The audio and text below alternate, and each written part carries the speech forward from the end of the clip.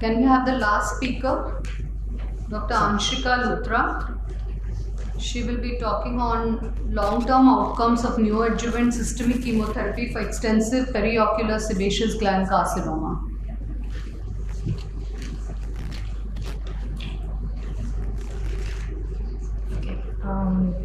Good morning to the judges and everyone here today. I will be speaking on systemic chemotherapy for extensive periocular sebaceous gland carcinoma long-term results. So, sebaceous gland carcinoma is a potentially aggressive malignancy arising from the sebaceous glands. It's most commonly seen in the eyelid because they harbor the highest density of sebaceous glands.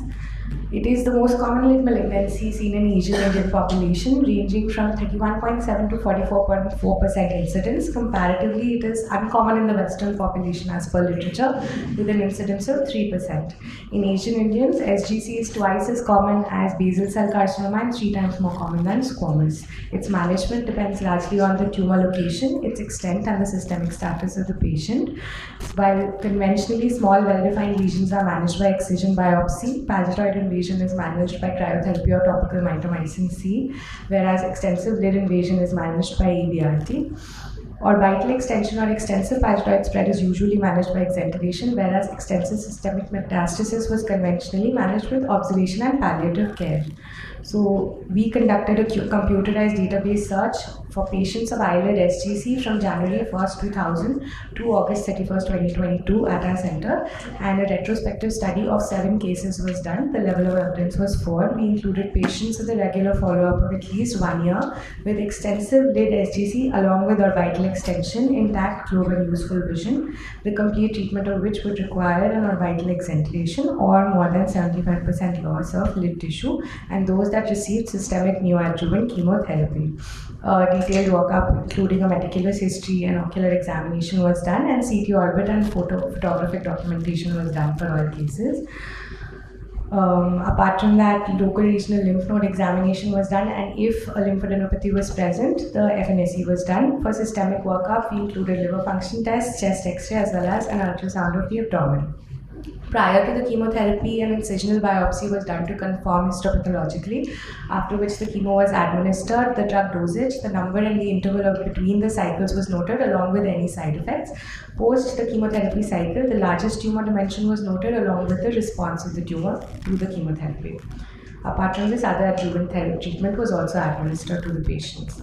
So, of 351 cases of SGC, 18 patients were advised neoadjuvant systemic chemotherapy. Of these, only 7 exceeded to our inclusion criteria. The mean age at diagnosis was 53.1 years. It included 5 females and 2 males. The most common presenting complaint was a lid mass that was seen in all cases. The mean duration of symptoms was 19.89 months, and a previous history of excision was present in 6 of these cases done elsewhere. So the mean tumor basal diameter was 34.14 mm. The epicenter was located in the upper or lower lid, or even in the caruncle in one of the cases, and orbital extension was evident in all. As per the 8th edition HACC classification, they were all classified as T4, and some of them had no lymph node involvement, and 5 of them did, and 2 cases had a metastasis as well. So all patients received a combination of cisplatin and carboplatin, or carboplatin and 5-fluorouracil as neoadjuvant chemotherapy at a cycle of every 3 weeks. The purpose was to reduce the tumor bulk in 2 cases. In 2, it was to facilitate minimally invasive eyelid surgery, and in the other 3, it was to avoid an orbital exenteration. 3 cycles were planned in all cases, but the number was modified based on tumor response.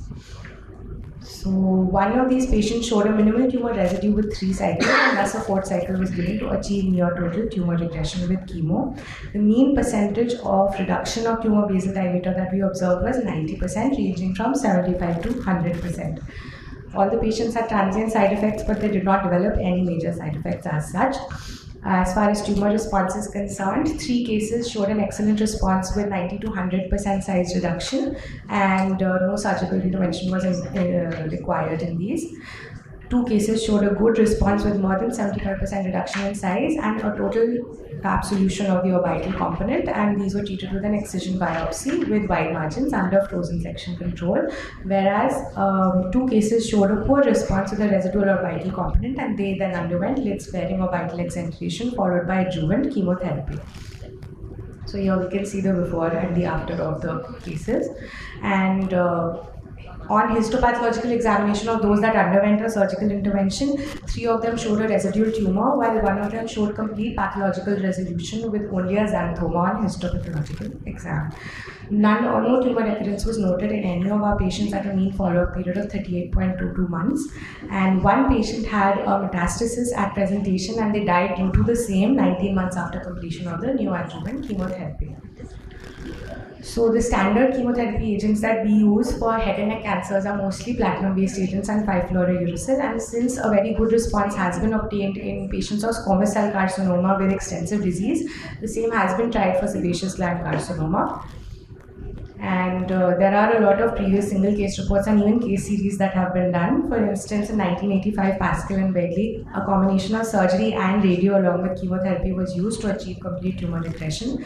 Similarly, Boma et al. Conducted a retrospective study of 8 cases in 2021, where patients with nodal involvement were unable to achieve complete resolution, and they had early recurrences in local as well as regional nodal stations in all cases.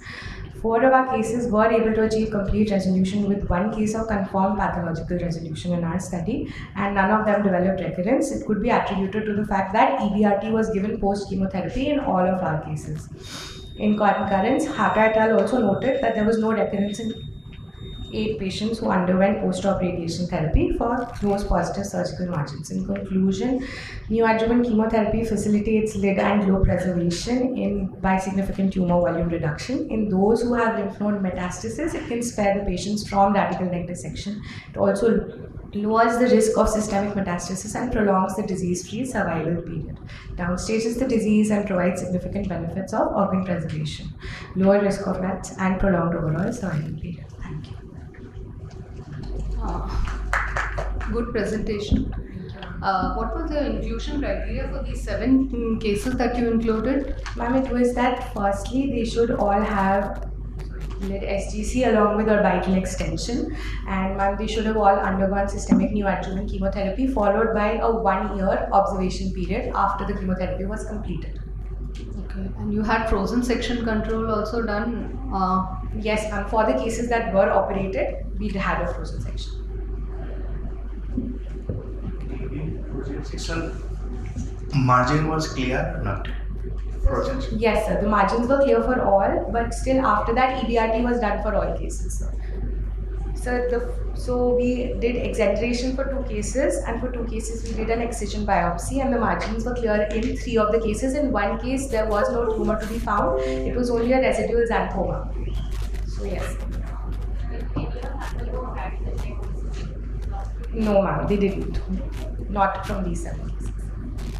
Was sentinel lymph node tried in any of the cases? Ma'am, lymph node biopsy was done in 2 of the cases, but it did not yield any results. Yes.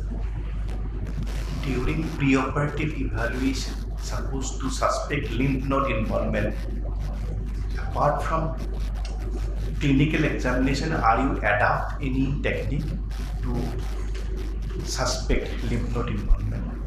Suspect lymph node involvement, sir. The degree of extension locally that is present, if there is orbital spread. My question was, apart from your clinical examination, is there any other method you can think to assess lymph node in some cases? So without conducting any intervention or without any invasive process?